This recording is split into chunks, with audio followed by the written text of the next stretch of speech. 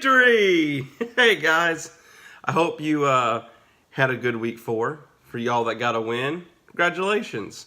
For y'all that got a loss, don't worry about it. For y'all still looking for your first win, it'll come. Just remember to set your lineup, work that waiver wire, and that's why I'm here.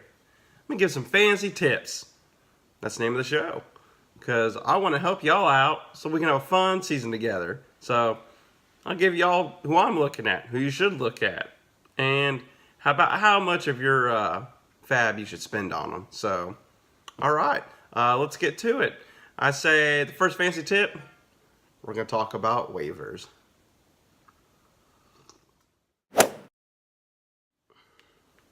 So yeah, guys, let's get to waivers. I'm trying to get my little caffeine hit. I'm addicted. So yeah, first guy I want to talk about is Mitchell Trubisky. 6 touchdowns. What? Came out of nowhere. So yeah, bye weeks are coming up. So if you need a quarterback, he's got a couple of nice games coming up. So just pay attention who he's facing.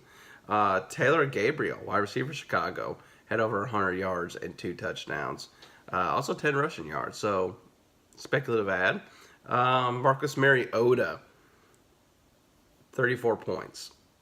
Yeah, so Mariota was really, really good last year. I would recommend, if you need a quarterback, I'd probably go after Mariota.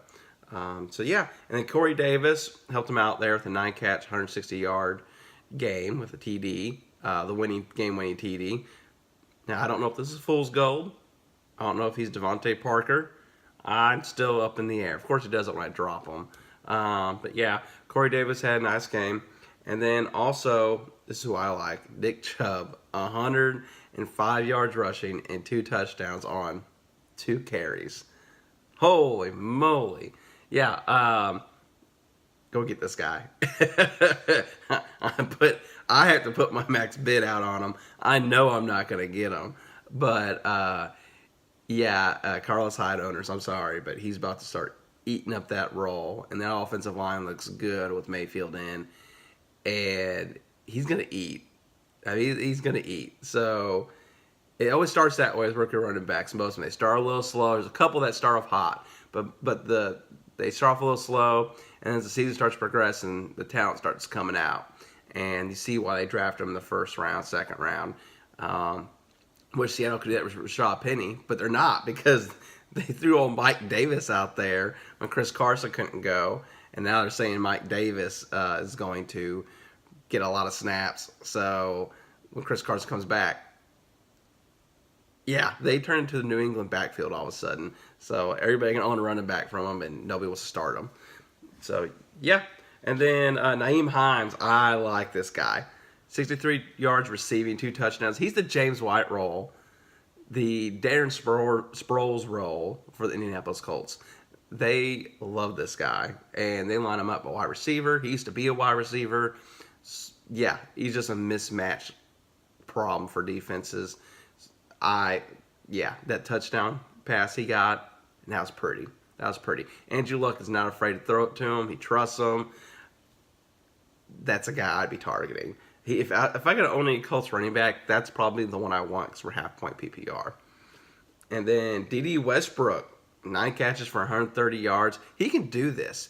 Now, it's going to be between him and Cole during the weeks, but with Fournette out, they're going to be pass-heavy. They just are. They always are when they come out with Fournette's hurt. Yeah, Yeldon gets some snaps and everything, but they usually go pass-heavy. Corey Grant is a nice sneaky play with Fournette out. And then my boy Kiki Kute for the Houston Texans. Holy Mylanta. 11 catches for 109 yards. If Will Fuller can't go, he's a must-add. He will get peppered with targets. And then, Mohamed Sanu had a nice game. 6 catches for 111 yards. So if you want that more veteran feel, but it's not as trustworthy since Calvin Ridley's going off there. And then Philip Dorsett had a nice game, 55 yards and a touchdown. He can be a speculative ad. And then John Ross is a whack-a-mole, 52 yards and a touchdown. He's either going to give you something or nothing. So, that is the waiver wire. go put your bids in, guys. Max them out. Because if not, I'm going to get Nick Chubb. Fantasy tip number 2. We're not going to talk about waiver wires. We're going to talk about stacks. Yeah, fantasy stacks. You got to love it. And when I'm talking about fantasy stacks, I mean you have a quarterback who's got a big-time wide receiver. And you stack them, like a Matt Ryan and a Julio Jones, or a Matt Ryan and Calvin Ridley. Or you can even be quarterback running back. Tom Brady, James White. Or in my case, Sean Watson, DeAndre Hopkins. Oh my gosh. I wish I had their bromance. Man, they are just out there racking up them fancy points. And I'm reaping the benefits. So yeah, go ahead. If you can do a stack that has a really nice favorable matchup, put them out there. There's nothing worse when you're facing somebody and their wide receiver gets a touchdown and they automatically go up like 8 points on you. And you're like, dang it. And then you realize, oh wait, they got the quarterback.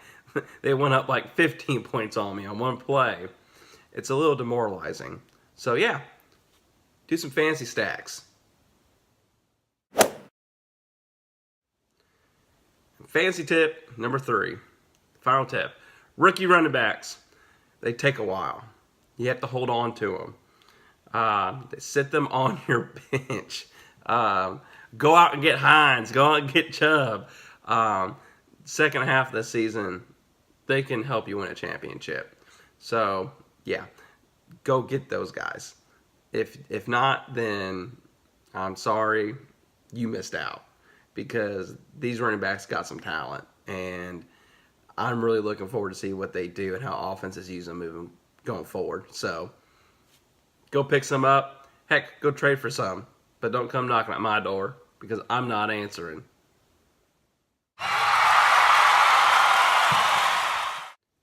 Hey, Vince. I didn't forget about you.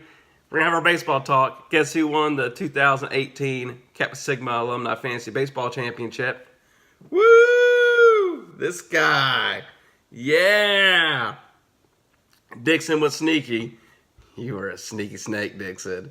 Oh, yeah. You put whoever was starting was available on Sunday. You plugged them in your lineup, and you went ham. Like, you caught up to me.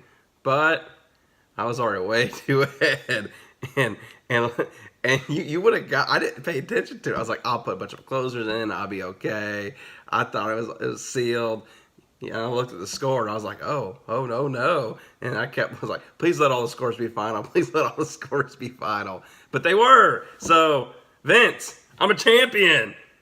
2018. Never forget.